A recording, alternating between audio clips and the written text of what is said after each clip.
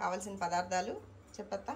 కావాల్సిన బియ్యం బియ్యము మనం ఒక 5-6 గంటలు నానబెట్టుకోవాలి. ఓకే. బియ్యాన్ని ఎన్ని తీసుకున్నావు? ఇవి ఈ గ్లాసు పావుసేరు గ్లాసు తీసుకున్నాను.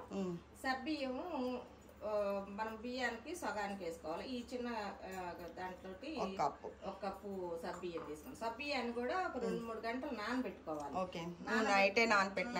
నానబెడితే తొందరగా ఉడుకుతాయి, బాగా జిగురు వస్తుంది. చూసారా, బాగా మెత్తగా అయిపోయినాయి. ఇప్పుడు ఈ బియ్యాన్ని మనం మిక్సీలో వేసుకొని మన దోశ పిండి లాగా పట్టుకోవాలి. ఇది కూడా చూపిస్తాను. ఇవి నానబెట్టిన బియ్యం అండి, భలే 5 అవర్స్ నానబెట్టిన బియ్యం. ఇప్పుడు ఎసురు పోసుకొని మనము ఇప్పుడు ఇది గ్లాసు బియ్యం వేసుకున్నాం కదా, ఈ గ్లాస్ తోటి మనం ఒక 6 గ్లాసులు ఎసురు పోసుకోవాలి. ఒక గ్లాసు దీన్ని మనం రుబ్బేటప్పుడు వాడతాం కాబట్టి మొత్తం 7 గ్లాసులు, ఒక గ్లాసు దీనికి రుబ్బేదానికి 6 గ్లాసులు ఎసురు పోసుకోవాలి. ఇప్పుడు ఈ కప్పు తోటి మనం ఈ వేసుకున్న సబ్బియ్యం, ఈ కప్పు తోటి మనం ఇప్పుడు 5 కప్పులు వాటర్ పోసుకోవాలి. అంటే ఒక ఉన్నాయి కాబట్టి, నానకపోతే ఇంకా 7-8 కప్పులు పడతాయి వాటర్. నాన్నందువల్ల 5 కప్పులు వాటర్ పోసుకోవాలి. 5 కప్పులు వాటర్ను టైం తగ్గుతుంది కూడా, ఉడకటం కూడా తొందరగా ఉడుకుతాయి నాన్నందువల్ల. సరే, ఇప్పుడు వాటర్ పోసుకున్నాము. ఓకే. మనం ఎసురు పోసుకుంటున్నాము. బియ్యం ఈ గ్లాస్ వేసాం కదా, 6 గ్లాసులు వాటర్. ఓకే.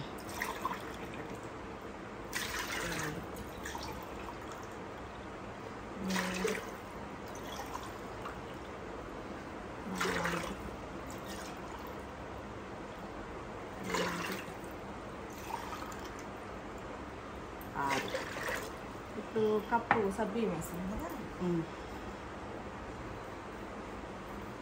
సబ్బియ్యం ఈ కప్పుతో వేసాం కాబట్టి ఈ కప్పుతోటి వాటర్ తీసుకోవాలి. ఒకటి, 2, 3, 4.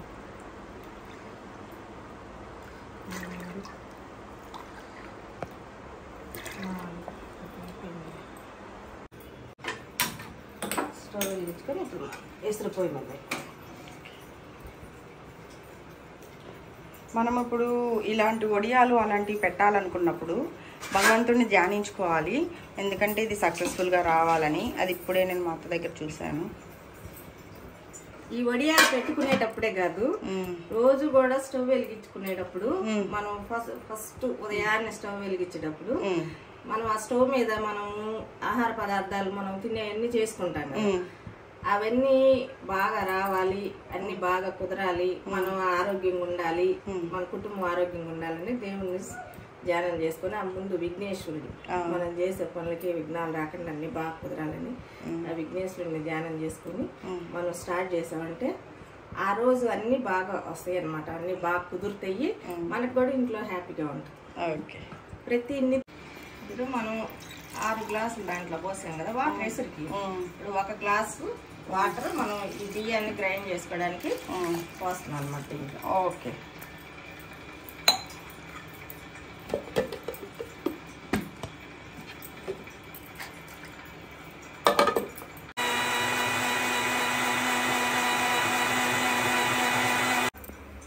మనం ఇట్లా గ్రైండ్ చేసుకుంటే ఇలా వస్తుంది. కొంచెం ఇలా నోకగా ఉన్నా కానీ ఇబ్బంది లేదు, అది ఉడికిపోతుంది రవ్వ టైప్ లో.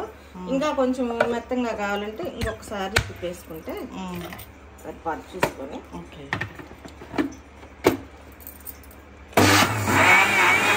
ఇంకా కొంచెం బాగా మెత్తగా వచ్చింది. సన్నగా రవ్వ ఉన్నా మనకి ఏం ఇబ్బంది లేదు, బాగుంటాయి వడియాలకి. ఇంక దీన్ని ఎసురుకాయ తెరలేటప్పుడు ఇప్పుడు మనం నానబెట్టుకున్న సబ్బియ్యం ముందు వేసుకోవాలి. ఓకే, ఫస్ట్ సగ్గు బియ్యం వేయాలి.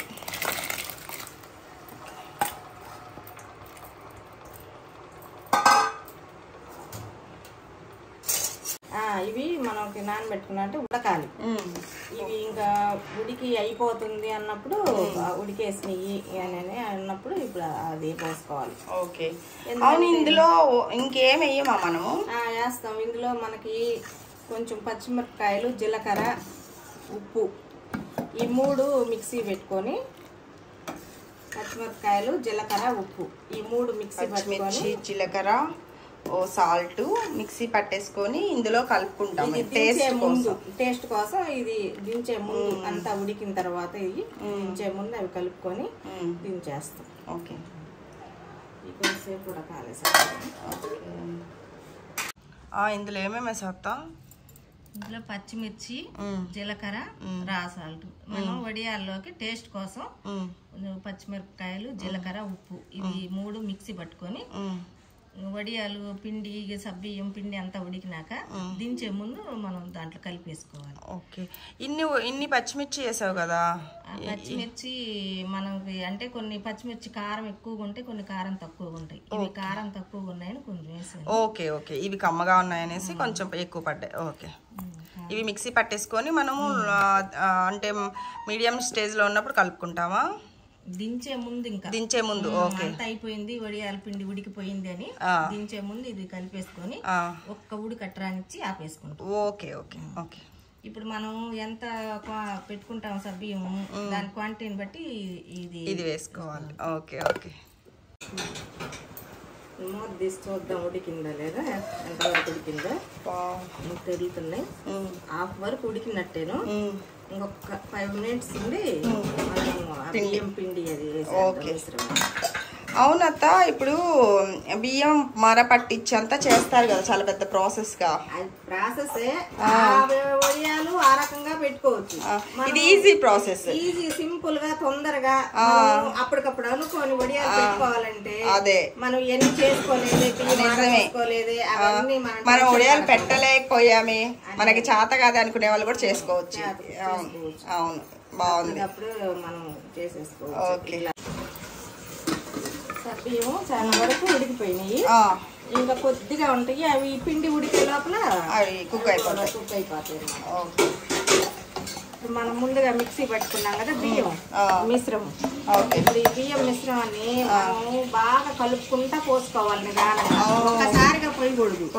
ఒక్కసారి పోస్తే గడ్డ కట్టిపోతుంది, ఉండొచ్చు. ఇప్పుడు చిన్నగా మనం పోసుకుంటూ ఇది కలుపుకుంటూ పోసుకోవాలి.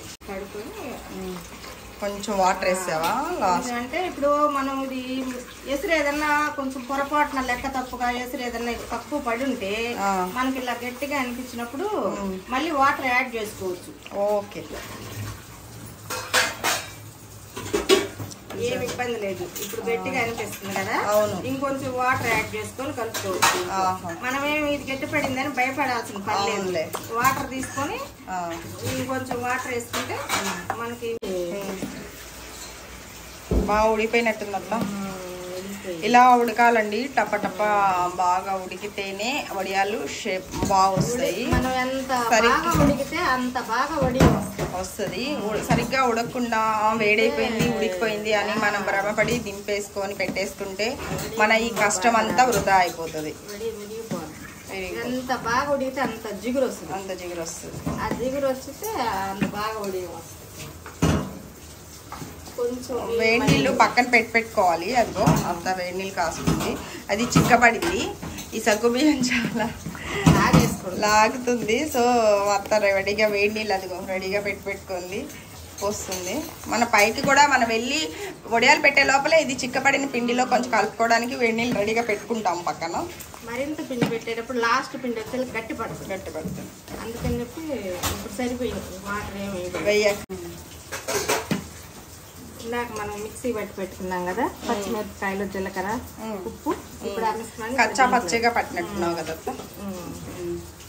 ఇప్పుడు దీంట్లో ఇంకా ఉడికిపోయింది కాబట్టి దీన్ని వేసి కలబెట్టేయాలి. ఆ జీలకర్ర బాబాలి మంచి స్మెల్ వస్తుంది. ఇందులో నిమ్మరసం వేసుకుంటే తెల్లగా వస్తాయండి. మేమైతే మా అత్త వేయట్లేదు. మామూలుగా టిప్ కావాలంటే వేసి చూడండి. ఈ అమ్మ వేస్తుంది, అందుకోసం చెప్తాను. ఇదిగోండి, ఇలా ఉడకాలి. ఇలా కొత్త ఇలా ఉడికితే అప్పుడు మనకి బాగా కుక్ అయినట్టు కౌంట్. కొంచెం మందం ఉన్న క్లాత్ మీద పెట్టుకుంటే వడియాలు బాగా వస్తాయి. ఎండిన తర్వాత వైట్ క్లాత్ ప్రిఫర్ చేయాలి. వైటే చేస్తే మనకి మామూలుగా ఏదైనా కలర్ చేస్తే కలర్ అదంతా వడియాలకు అంటుకుంటా చాలా వైట్ క్లాత్ అయితే మనకి ఏం కలర్ అంటుకోదు. వడియాలు కూడా ఇట్లా కొంచెం మందంగా ఉన్న దాని మీద పెట్టుకుంటే వడియాలు కూడా బాగా లేసేస్తాయి. ఇది తడుపుకోవాలా? తడుపుకోవాలి. దీన్ని తడిపి మనం దీని మీద పెట్టుకోవాలి. వడియాలు పైన పెట్టుకున్నాము. మనం ఇలా పరిచేసుకున్నామండి. వడియాల క్లాత్ ఇలా పరిచేసుకున్నాము. తడిపేసి ఇలా పరిచేసుకున్నాం. ఇలా పెట్టుకోవాలి వైట్స్. అలా వైట్స్ పెట్టుకోవాలి. గాలికి ఎగిరి వడియాల మీద పడి డిస్టర్బ్ అవ్వకుండా.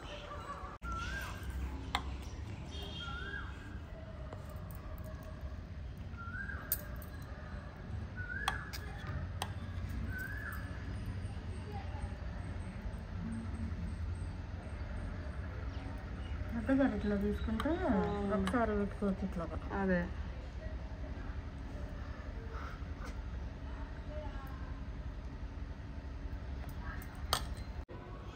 ఫైనల్గా మేమైతే వడియాలు ఇలా పెట్టాము. ఇవి ఆరి తీసాక ఇవి 2 days పడతాయండి. ఇవి సాయంత్రానికి అంతా ఎండిపోతుంది, ఊడొచ్చేస్తాయి. ఇవి మళ్ళీ తిరిగేసి మళ్ళీ ఎండబెట్టుకోవాలి. అలా 3-4 days ఎండబెట్టుకుంటే పెట్టుకోవాలి. పెట్టుకుంటే అప్పుడు మనకి ప్రాపర్గా వడియం అనేది తయారవుతుంది. అప్పుడు వేగించి చూపిస్తాను. ఓకేనా? నూనె కాగిందా? ఇప్పుడు నూనె కాగింది. Okay okay.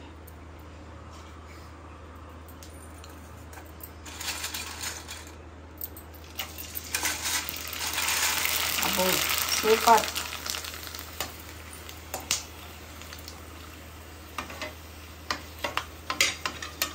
మనం పెట్టిన వడియాలు 3 days తర్వాత ఓకే బాగా ఎండినవి. ఓకే.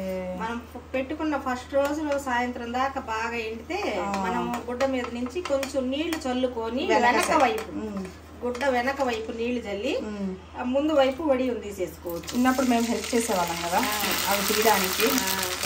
ఆ వడియాలన్నీ తీసినవి మనం పాలిథిన్ పేపర్ మీద కానీ ప్లేట్ల స్టీల్ వెడల్పు ప్లేట్లలో కానీ వేసుకొని మళ్ళీ బాగా 2 రోజులు ఎండబెట్టుకోవాలి. బాగా గల్ల ఎండాలన్నమాట. గల్ల ఎండాలంటే ఇట్లా ఉండాలి. అదే తర్వాత తీసి చల్లగాలి తగలకుండా ఉండేటట్టు వాటిని నిల్వ చేసుకోవాలి. మనం పెట్టిన వడియాలు సూపర్ పర్ఫెక్ట్గా వేగిపోయినాయి. అసలు చూడండి, వావ్.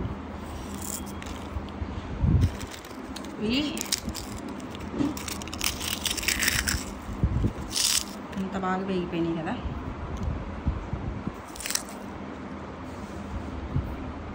సూపర్. ఇలాగే మీరు కూడా పెట్టుకొని ట్రై చేయాలని, ఎలా ఉందో కామెంట్ బాక్స్లో పెట్టండి. మీరు కూడా ట్రై చేసి ఎలా వచ్చాయో.